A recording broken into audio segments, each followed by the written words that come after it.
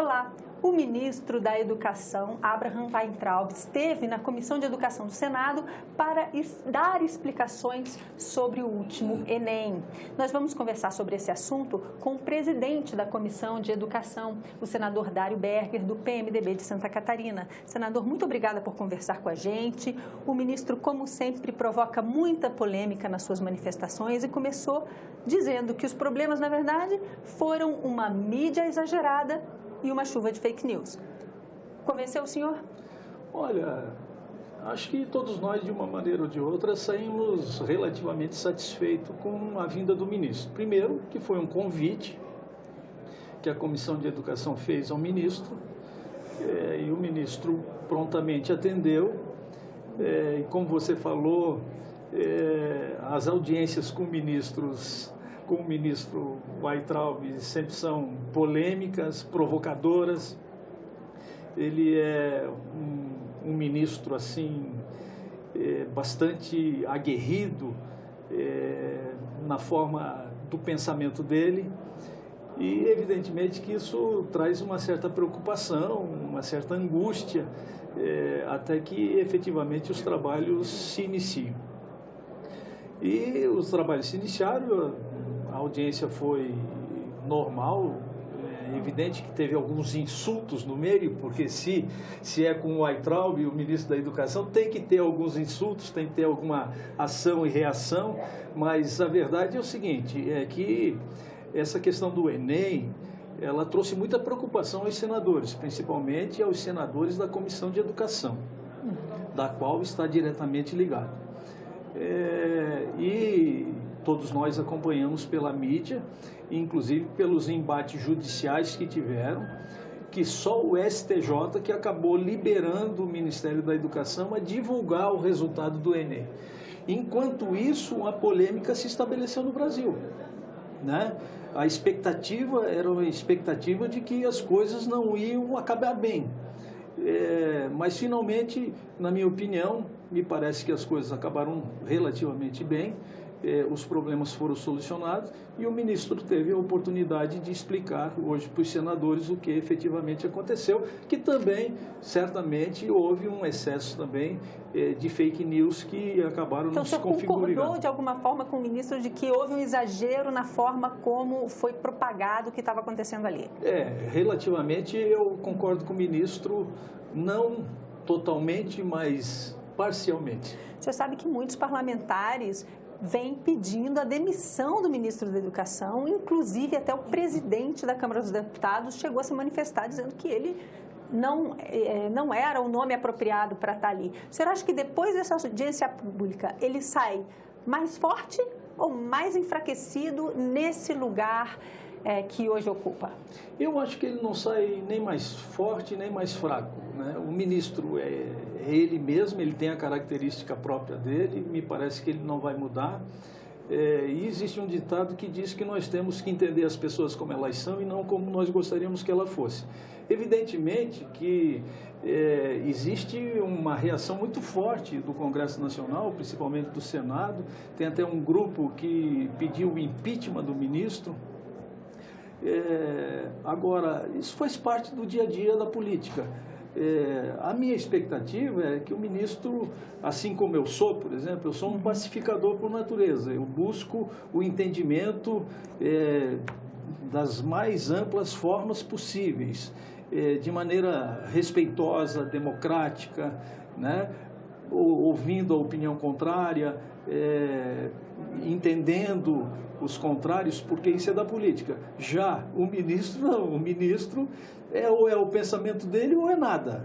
Ou é o pensamento dele ou é tudo. E isso para o ministro da Educação, de alguma forma, é desafiador, ou não? O ministro da Educação cria uma certa instabilidade, ao ponto de permitir que pessoas importantes do cenário nacional, como o presidente da Câmara, faça, em determinados momentos, alguns comentários que não ajudam nada, vamos dizer assim, o Brasil, porque se estabelece essa polêmica entre a pasta e o ministro. E essa instabilidade que o senhor menciona, essa polêmica, de alguma forma também não atrapalham uma agenda de educação para ser votada no Congresso? A gente mencionava aqui que o Fundeb, o Fundo Nacional da Educação Básica, tem até o final do ano para ser votado, caso ele não, do contrário, ele pode ser até extinto.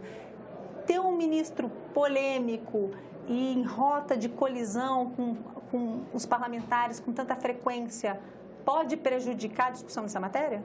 Eu acho que pode prejudicar, e prejudica muito, na minha opinião, mas prejudica também muito a imagem do Brasil, dentro do Brasil e no exterior. Porque o presidente da Câmara, na minha opinião, cabe razão a ele quando ele diz que como é que nós, no Brasil, um país continental como o nosso, com 210 milhões de brasileiros, temos um ministro polêmico que eventualmente cria coloca a educação na agenda, mas não necessariamente... Cria barreiras, obstáculos e a coisa acaba não andando como gostaríamos que andasse. Mas é a forma de pensar do ministro e a gente tem que respeitar. Com a palavra, o presidente Bolsonaro, que é quem nomeia e quem demite, não é verdade? Em relação ao Enem, polêmicas à parte, terrorismo da mídia, fake news ou realmente um colapso do sistema, o que a população, de certa forma, quer garantido é que esse tipo de problema não volte a acontecer. O senhor saiu dessa audiência pública convencido de que os problemas percebidos no Enem desse ano não voltarão a ocorrer no próximo? Eu acredito que sim. Talvez os mesmos problemas não. A rigor, o exame do Enem sempre, de uma forma ou de outra, com menos intensidade ou com maior intensidade, apresentar algum tipo de problema. Mas esse foi mais emblemático. Isso também é um aprimoramento, foi o primeiro ano do governo Bolsonaro, quer dizer assim. Então, a minha torcida, eu fico torcendo para que o próximo exame do Enem seja redondinho, não crie nenhuma expectativa negativa nos estudantes, que tenham a esperança de estudar nas universidades. Torcendo, me parece que o senhor não fica tão convencido de que o sistema está assegurado como o ministro colocou, né? Veja bem, quando a gente lida com tecnologia, e o ministro até deu uma explicação lógica, porque ele abre o sistema, aí tem 5 milhões de estudantes querendo se inscrever. Eles querem se inscrever tudo no primeiro dia, nos primeiros momentos, nas primeiras horas.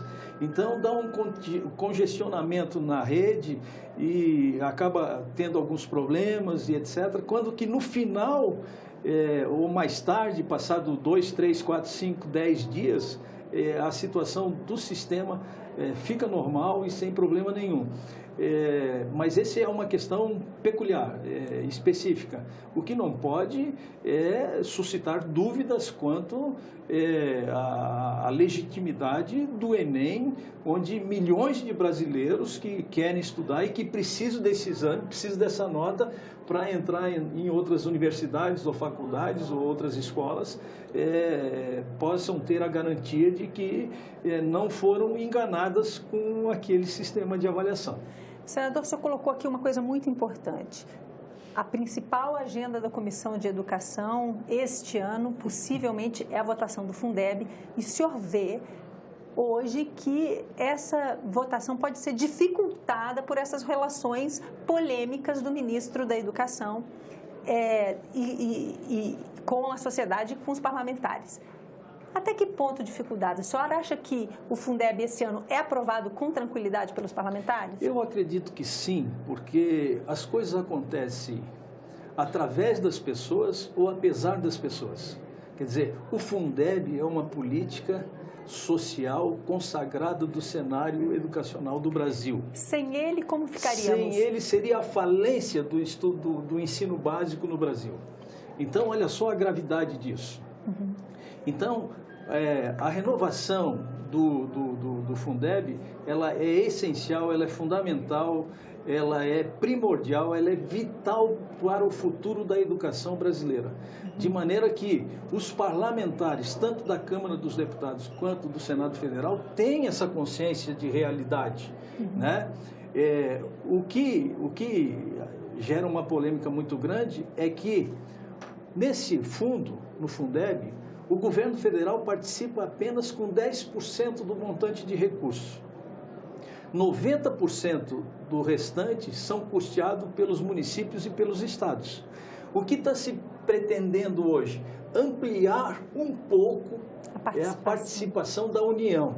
Mas qual seria esse pouco? Um pouco que, evidentemente, é a responsabilidade nossa, quanto parlamentar, como senador, como deputado federal, um valor que seja suportável pela União, né? E o governo parece que não tem a confiança necessária no parlamento para que nós possamos fazer uma proposta de emenda à Constituição para tornar o Fundeb permanente, ao ponto de o ministro deixar claro ali que deve enviar uma PEC, uma proposta de emenda à Constituição relacionada especificamente ao Fundeb para o Senado Federal, e o Senado Federal e a Câmara dos Deputados aí juntam, sobrestam o que já existe e fizemos então aquilo que melhor convier tanto para o governo federal quanto para a sociedade brasileira. Em ano de eleições municipais, o ano parlamentar costuma ser mais curtinho e junto com a discussão da reforma tributária que tem sido colocada como uma prioridade pelo governo e pela agenda dos presidentes da Câmara e do Senado, o senhor acha que o Fundeb vai navegar essas águas? Antes dessa audiência com o ministro, eu tinha expectativa de que nós aprovaríamos o Fundeb ainda no primeiro semestre. Agora, com essa ideia do ministro, com essa atitude, melhor dizendo, do ministro, de ele remeter uma PEC do governo federal para cá, aí a gente volta a estaca zero, entendeu? Então, eu já não posso mais afirmar que o Fundeb será aprovado no primeiro semestre, mas certamente no segundo semestre será aprovado, porque senão, como eu falei, é a falência total do ensino básico no Brasil. E os outros parlamentares, eu queria compartilham com o senhor essa visão? E o que é mais importante é o seguinte, já tem 3 PEC tramitando aqui no Congresso Nacional. 2 no Senado e 1 na Câmara dos Deputados. Nós já fizemos mais de 10 audiências públicas no Senado. A professora Dorinha, a deputada federal professora Dorinha, é a relatora do Fundeb na Câmara dos Deputados. Já esteve com o ministro várias vezes, já fez inúmeras audiências públicas. Nós estamos tratando de aprimorar a proposta de maneira que ela possa ser votada com naturalidade na Câmara dos Deputados e vir para o Senado também já como uma proposta praticamente pronta. De maneira que o governo, agora, depois de toda essa discussão, resolveu mudar de ideia e mandar um projeto para cá, a gente volta a estaca zero, mas evidentemente que não perde as audiências públicas e o estudo que fizemos decorrente da necessidade da aprovação do Fundeb. Senador, muito obrigada por essa conversa.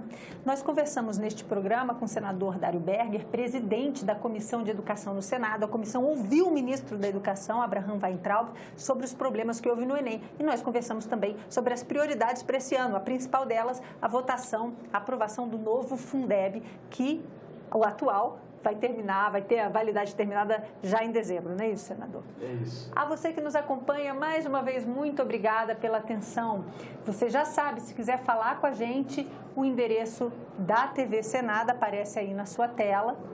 Se você preferir, também pode ligar, número 0800 61 2211, a ligação é gratuita de qualquer lugar do Brasil, ou acompanhar a gente pelas redes sociais, os endereços também estão aí disponíveis. Mais uma vez, obrigada pela atenção e até a próxima.